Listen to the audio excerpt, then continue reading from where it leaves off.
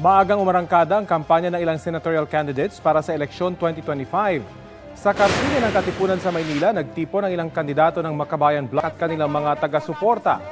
Naroroon sina Alin Andamano Romel, Arambulo, Jerome Adonis, Arlene Brosas, Teddy Casino, Franz Castro, Mimo Doringo, Modi Floranda at Danilo Ramos.